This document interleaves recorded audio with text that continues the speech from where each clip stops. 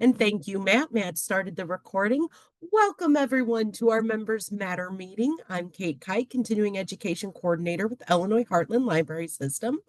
And as you can see, we invite you all to play along with our monthly trivia game as we give our department updates. As always, if you have any questions, please put them in the chat.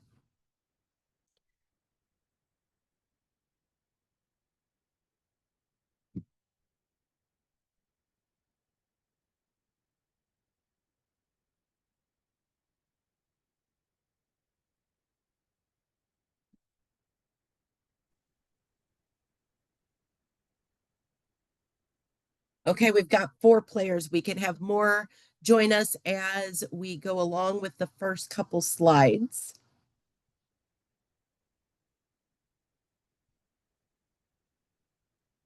How is everyone feeling this morning? And again, if you're just joining us, the link to join is up at the top left of the screen.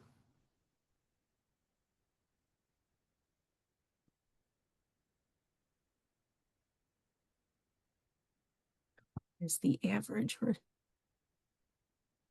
4.4 out of 5. Yay. I guess because maybe it's a little bit cooler everywhere. It's not quite as stiflingly hot today as it has been the last few weeks, for sure. Okay, so during each department's update, there will be a question or two for you to answer. And the person who answers or gets the most points at the end, we do send a small gift to. Again, the link to join is up in the left. And our first update this morning will be given by Ellen Poppet, and she'll be filling in for Leslie with our administration update. Good morning, everybody. It's great to be with all of you. Leslie asked me just to pass around the fact that we can feel your pain because currently system staff is working to get our annual report ready to be submitted to the Illinois State Library by the end of September. So we're all busy writing narratives, counting events, counting people, counting all kinds of things. We're in good shape. It certainly is a team effort for everybody from the system. So stay tuned. You will see, and Carol might talk about it later on, you will see a synopsis of the annual report that we prepare for our membership, so you don't have to go through the 70 pages. So stay tuned for that. We're looking forward to that. Leslie always also wanted me to share the fact that please remember that you're always invited to attend our board meetings. You can attend them via Zoom. They're always held on the 4th Tuesday of every month, with the exception of December at 5 p.m. And if you'd like to see how that element of the system works, you are more than encouraged to participate. And finally, I would invite you, if you're in the area, to attend our annual meeting, which will be October 28th. That's held, that this year we rotate them. So this year it's Carbondale's turn, and it will be held at the Carbondale Hub. That will also include, and Colleen will talk about that later, the unveiling of the automatic materials handler in Carbondale. So if you're in that neck of the woods and can come join us, we'd love to see you. And that's what I have from Leslie. Thank you, Ellen.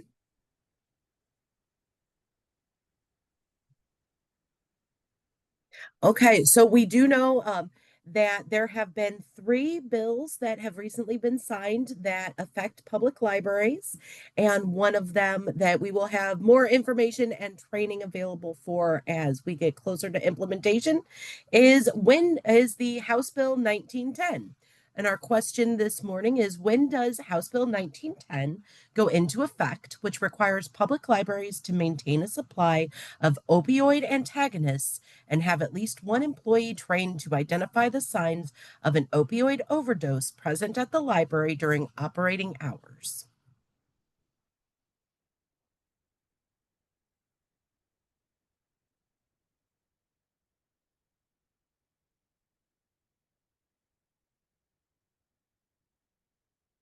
Hold on, I froze. 1 second. There we go. October 31st, 2025, December 24th, 2025, February 19th, 2026, or January 1st, 2026.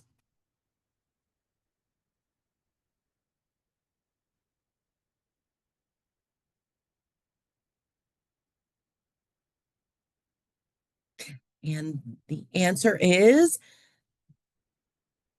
January 1st, 2026. How many members compose the IHLS Board of Directors? A7, B10, C15, D18. And thank you. I see that Carol Hogan Downey put in the chat that we have information about those three bills on our website, the IHLS website, and linked in yesterday's Member Connection e-newsletter.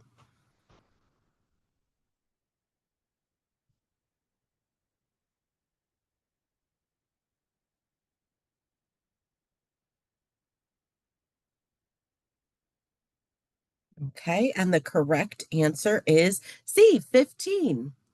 And Laura, I'm going to give you a shout out. I was hoping you would get that one right. Laura did get elected to the IHLS board this spring. I did hear from Jill Trevino. She does not have a human resource update for us this morning, but that doesn't mean we don't have a human resource question for you all. What does FMLA stand for?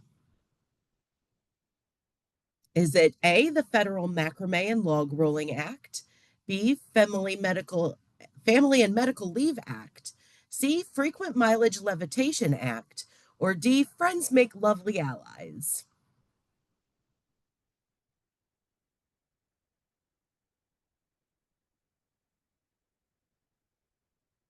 And that is correct. Family and Medical Leave Act. Okay, next we have our share update provided by John Kirchner.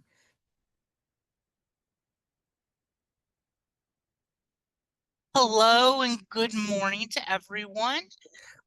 It's great to be meeting up with you all again, and I just have a few updates for you all. The first one I'm going to start off with is something that we have noticed with testing the automatic material handling system at the Edwardsville location with some different settings in Polaris is that whenever items are marked damaged, the AMHS, when checking them in and scanning them when they come to the hub, does not recognize that status. It really only recognizes the withdrawn status. So what that means is when a damaged item that has been marked as damaged comes to the hub, when it gets put on the AMHS to be sorted, the AMHS scans it and checks it in as if there's nothing wrong with it, and then it will either send it to the next library, whoever's next in line on the holds queue, instead of sending it back home like it should. And so to avoid that issue, what we are currently recommending is that if you have a damaged item that a patron has returned and you notice a item is damaged and it needs to go back to the home library and it shouldn't continue circulating, we asked actually for libraries to affix either a handwritten transit slip or the damaged item form that you can find on the share website that you can print out and affix it with a rubber band, which I know there was a lot of like, don't use rubber bands because of the AMHS, but that is the reason why, is our sorters know when they see that there's a rubber band on the item that it should not be scanned by the AMHS, and that will prevent that issue happening where items continue on through the holds list when they shouldn't. So we are asking our libraries to do that. Currently, the Share Executive Council and our committees are working on an official policy for those damaged items and reviewing our current policies. But right now we do ask people to do that just to prevent any extra damage happening to items when they shouldn't.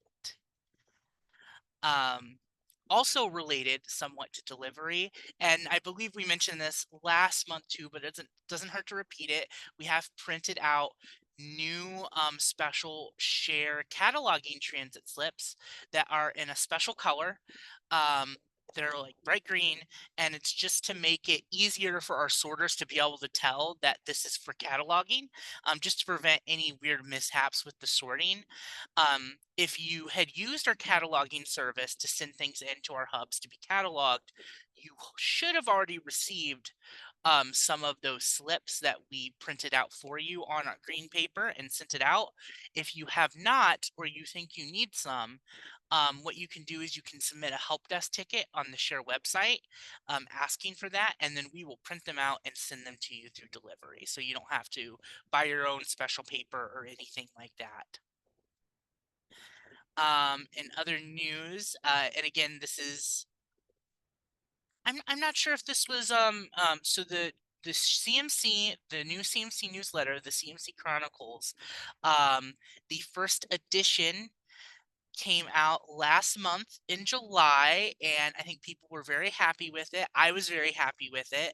And so if you are all involved in cataloging, feel free to subscribe to that newsletter if you do not receive it. Feel free to send me any feedback you have. If you have feedback about it, I am happy to hear anything. And I hope people are enjoying it. And the last thing I have, and this is a preliminary thing, but Aspen, a new feature that was released in one of the prior updates for Aspen, is a native event platform that is on Aspen itself, to where you can set up events to display in your Aspen page through Aspen, rather than using a third party like Asabet or Communico, which you can integrate with Aspen if you do use those services. We are still currently in a preliminary testing phase just to make sure there aren't any weird bugs. But hopefully in the next few months, we will start setting libraries up if they are interested in that, and getting that started as a new service that is included with Aspen. So if you have any questions about that, you can email me. And in the next few months, we will start getting that set up. And that's all I have. Thank you, John. No problem.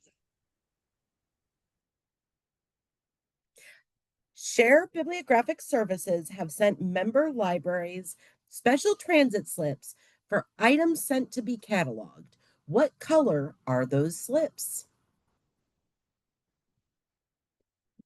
A, neon pink, B, black, C, navy blue, or D, safety green?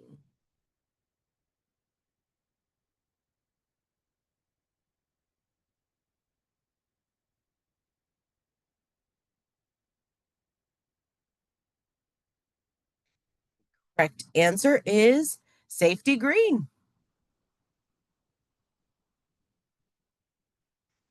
What novel was the top requested title in Share in July 2025? A, Atmosphere by Taylor Jenkins Reid. B, Don't Let Him In by Lisa Jewell. C, The Tenant by Frida McFadden. Or D, With a Vengeance by Riley Sager. These are all really ominous titles that are popular right now.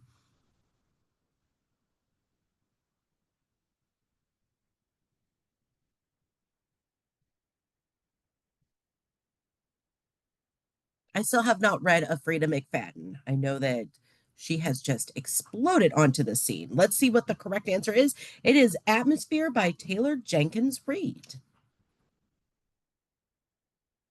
Next, we have our communications update with Carol Hogan Downey. All right, thank you, Kate. So first, I'm going to do a little screen share for a second. Yes, I know it'll stop others sharing. Sorry, I have to talk. I have to think out loud, and I apologize for that.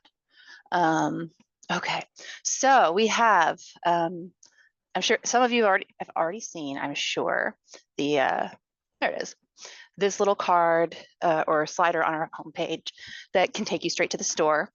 I also just yesterday decided to go ahead and embed the store into our website, so you can just stay there to do your shopping.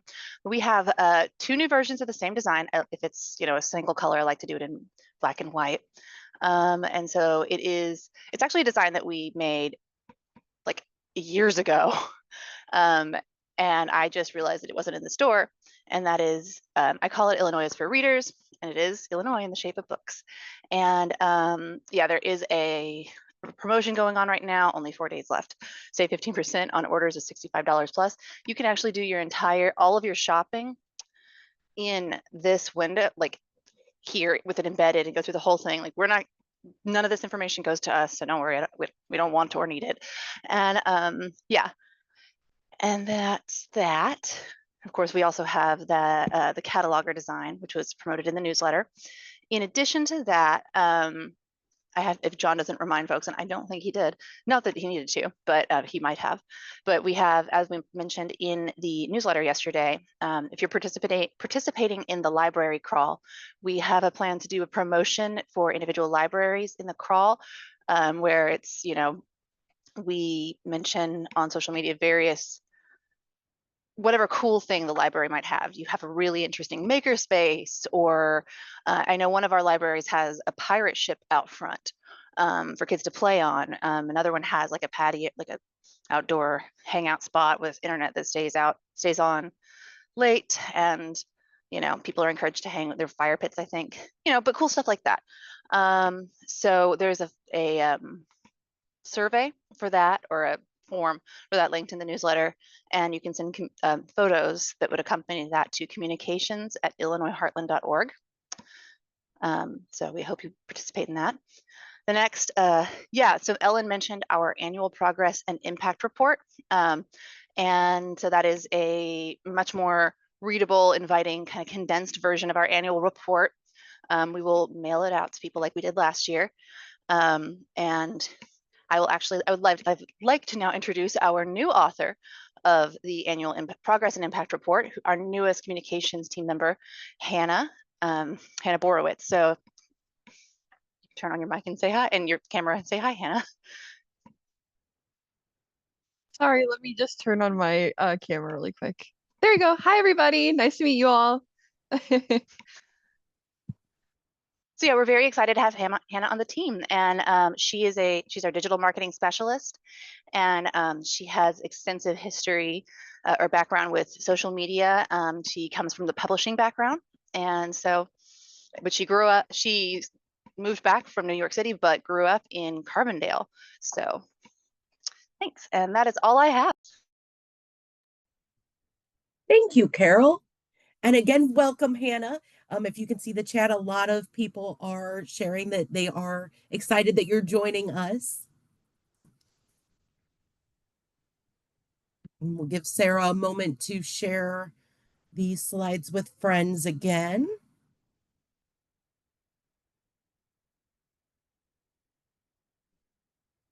So the latest graphic in the IHLS store is the shape of Illinois filled with what? A, corn, B, books, C, cats, or D, Dewey Decimal numbers?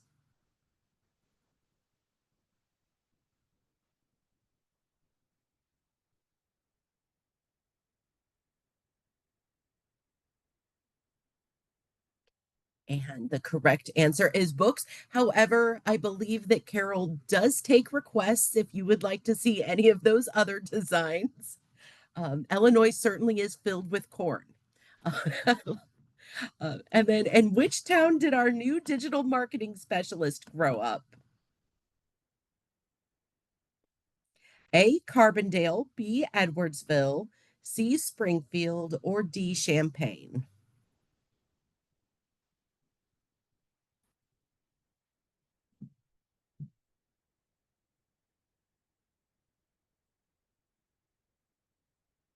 And that is correct. Hannah did grow up in the Carbondale area. And now Colleen's already ready. I'm happy about that. Okay, Colleen, it is time for the delivery update. Great. Thanks, Kate. I have a lot of reminder emails that I've probably said a million times to the same people. So I'm sorry if I sound like a broken wheel, but I thought in case I have new participants this time, I'd repeat the same ones. So we are back up and running for the school deliveries from the summer break. So if you happen to know of a new library contact at a school, please be sure that they know the system staff and that we're aware of their updated contact information, excuse me, so that we can update our records. Also, I just wanted to remind that we do have that method of contacting and sending notifications about delivery alerts through the L2 system. So you can mark as many staff members as you want in your library as system delivery contacts, and we will send the email alerts out that way. So please make sure that you do have that marked, and I'll give the link here in just a little bit about how to do that. And then we also recently sent out a paper memo with all the dates that IHLS would be closed for the holidays. So we will not send out reminders via the text or email alert on those dates that we are closed on the holidays, since we do give that notification in advance. But then when it comes to like urgent cancellations, either due to building issues or a route delay or something like that, we will send out the text and email alerts that method. And then I also just wanted to remind to make sure that you do report your closure dates to IHLS. If it's a date that's already on the list of IHLS closures, you do not have to give that to delivery because we won't be coming that day. I do think share staff still want to know though, because that's important if you're a share member for your share fees and all that kind of stuff. So make sure you're still reporting those dates to share staff. And then switching gears to the share members for the automated material handling system transition, we have now both the sorting machines live in the Edwardsville and Champaign hubs, and the install of the Carbondale hub is actually occurring this week. So I'm here in Carbondale today, and we're going to start working on some of the stuff with the machine. So please make sure, if you have not already, made plans. If you're a share member, make those plans to have outside barcodes for items that are circulating through delivery. Unless, of course, you have RFID, you don't have to worry about it then. We will be sending out, if you're a Carbondale Hub member, we will be sending out information as far as what to expect with the machine on both email and paper memo, and that will come out next week whenever we're ready to go live with the machine. There are a couple clarifications I wanted to give in case you're a Edwardsville or a Champaign member that you haven't yet heard or read that memo, that with the rubber bands and padded mailers, we're asking that you do not use those for items that are being sent through the share to share member borrowing in Polaris. So if you're a share member that's sending items for ILDS or OCLC or any of that cataloging, it's fine to use rubber bands for those, and it's fine to use padded mailers. Those will continue to be hand sorted. But if it's a thing that's being sent from share member to share member, those will go on the machine, and we do ask that you discontinue using those two items with that. Also, we're asking if you can, make sure that when you're packaging items that you package them with the barcodes facing up. We understand that sometimes that might mean the back cover of the book is in the tub facing upward, and that's completely fine. You're also welcome to put the label on the back cover as well. It does help our sorting staff when they're starting to induct items into the machine, that if the barcode's right there facing up, it's easy to identify it and scan it to be able to go right on the machine. And we will plan to continue those labels until at least December 31st of 2025. We're going to evaluate how the barcode duplication project's going here later in the fall once all three hubs have the machines up and running, and then we'll make a determination if for some reason we need to continue that project. But as of now, the plan is that we'll stop using labels after December 31st, 2025. And if you missed that special automated material handling system meeting back in July, on July 7th, I'll send that link as well. I encourage you to watch that because there's some other information in there. But one thing, a key important factor I wanted to mention is that we no longer have that ability. We thought at one time that we'd be able to shut off all the receipts as a system level, and so that everyone would be able to just turn them back on if they wish to continue receipts. But it's actually not the case. That we can't write a script on the back end to be able to do that because it's a workstation by workstation setting. So every library will have to turn them off on your end if you want to discontinue those transit slips. And the main reason we needed them before was because we needed to be able to sort and know where to send items. Whereas now, if you're a share member, the machine reads that barcode and it knows where it's sending it to. So we don't really need those receipts anymore on the system after January 1st. And that's the reason for that.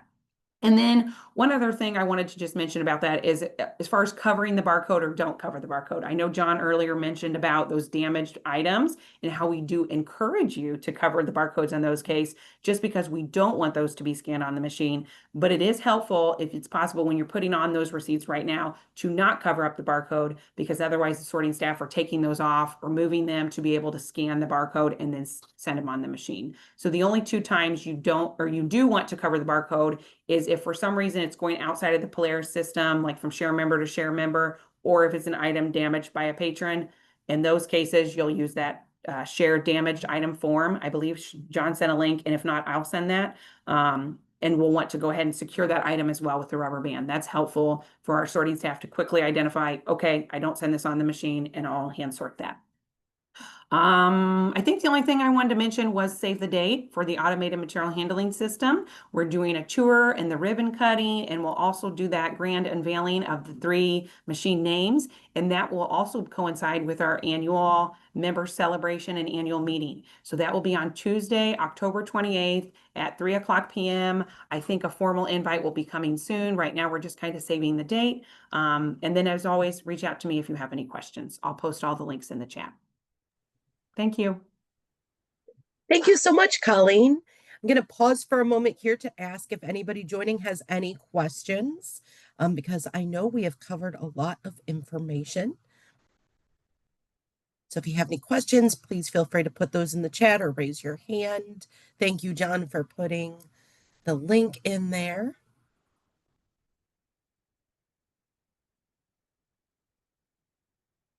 Okay, so at the special AMHS Members Matter meeting, Colleen discussed several what-if scenarios with the AMHS. How should a library handle a patron-damaged item when returning it to the owning library? A, send the item like normal. B, do not send the item. C, use the share report of damage item form, secure it to the outside of the item with a rubber band, and attempt to cover up the barcode if possible. Or D, use a normal transit label.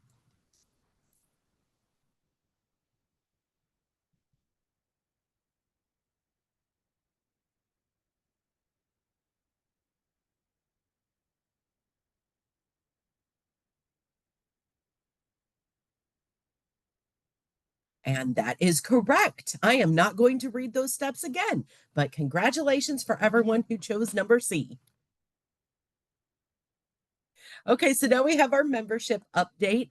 I'm going to ask Ellen to go ahead and give the first update. And I'm back, and for whatever reason,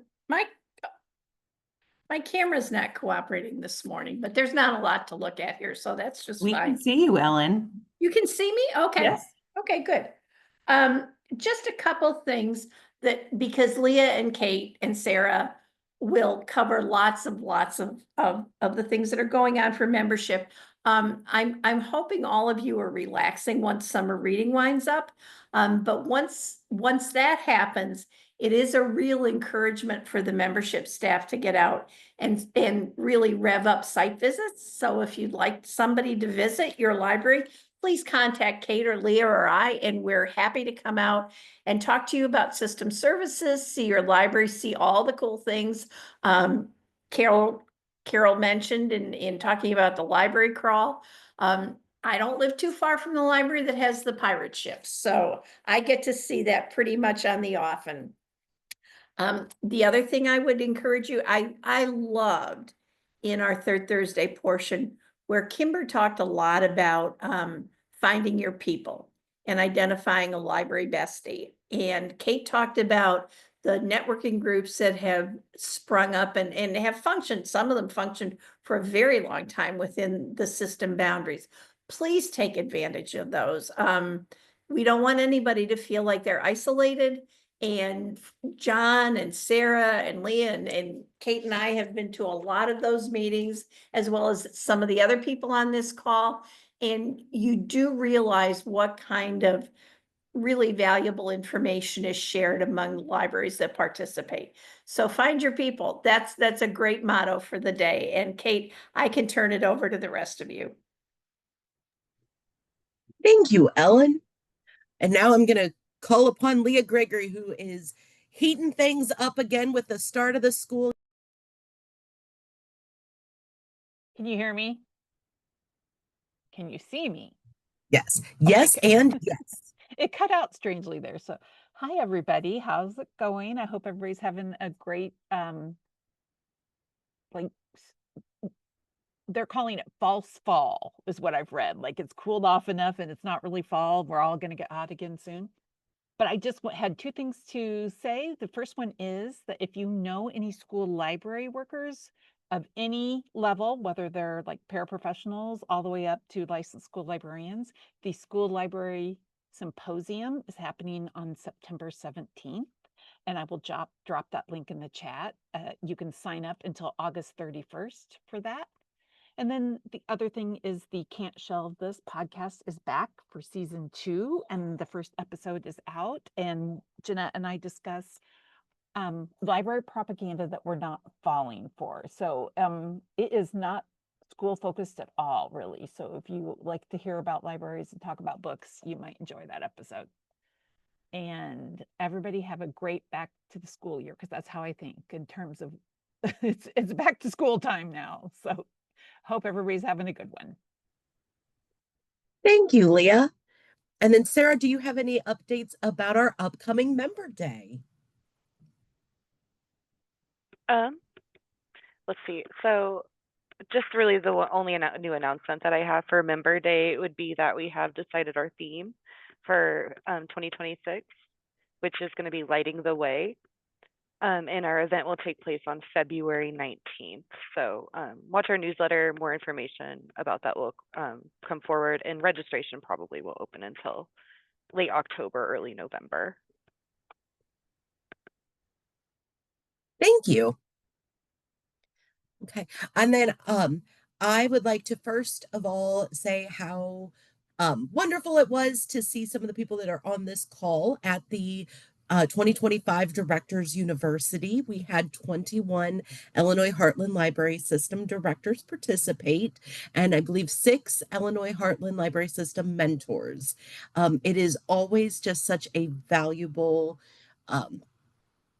I don't even know if you call it a conference, boot camp, but it is always my honor to be the IHLS staff member who is present, and congratulations to all the directors who completed this year. As far as events go, there is an event in L2 that is being hosted by the Marshall Public Library and the University of Illinois Extension. So if you are nearby that area, there is a in-person poverty simulator.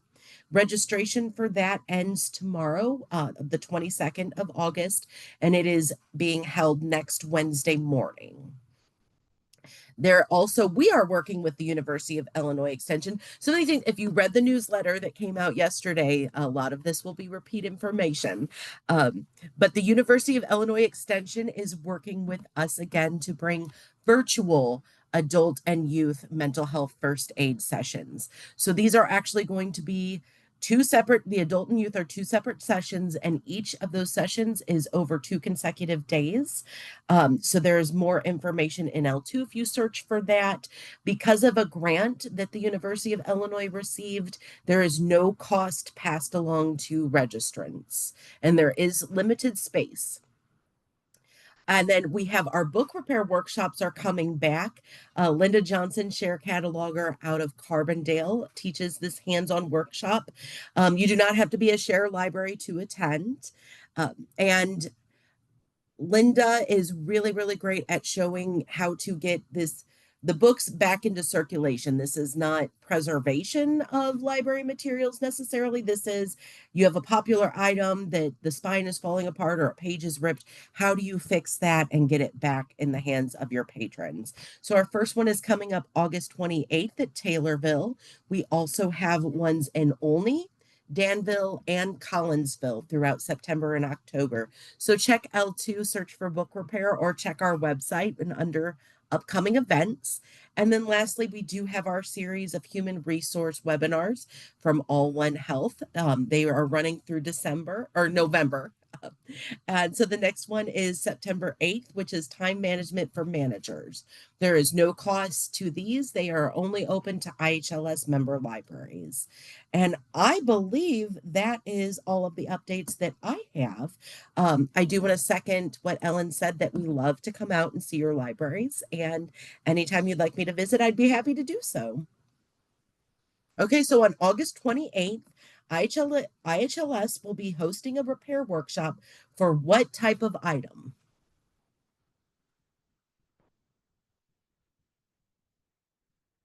A, kits and realia, B, DVDs and Blu-rays, C, books, or D, gifts from family and friends that you accidentally destroyed.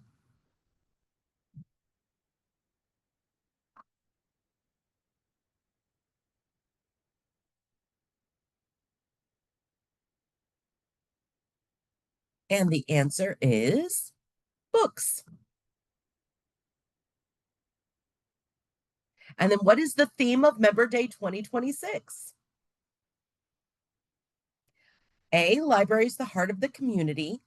B, forging a path. C, libraries access all stars. Or D, lighting the way.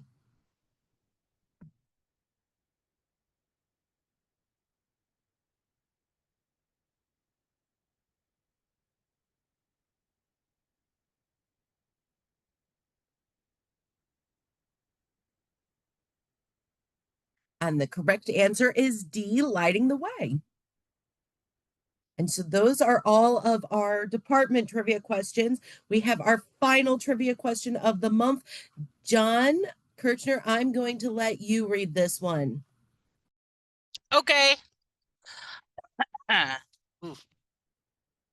Arsenic was the main component of what pigment commonly used in wallpaper and bookbindings in the 19th century, aka 1800s, because those things always confuse me.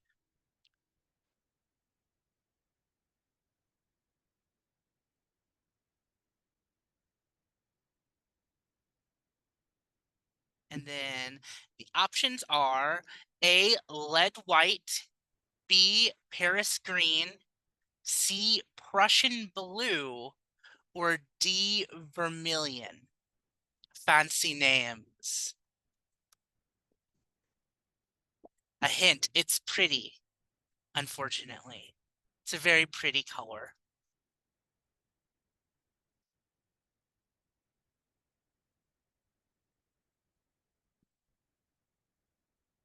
Ooh, fun. Okay. It's like an even spread.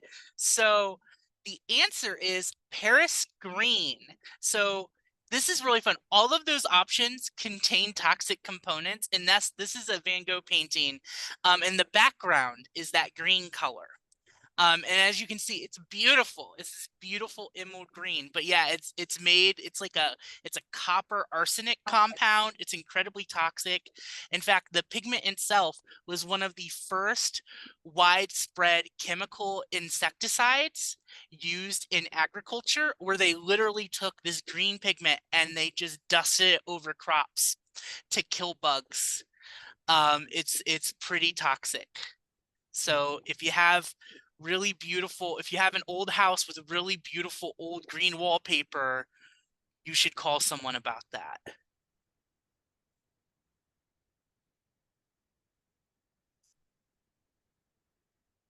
Okay, thank you, John.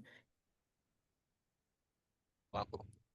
And let's see, Esther Curry is the trivia winner this month. Congratulations, Esther. And then opening it up to any questions. If any members have any questions for us about anything that we covered, any issues they would like to bring up for the group. We are ending a little bit early today. Otherwise, they will be held the third Thursdays, and Members Matter will be held entirely virtually from now for going forward. So we really hope that we are able to see you in person at networking meetings and at our annual fall membership meeting that'll be in Carbondale on October 28th.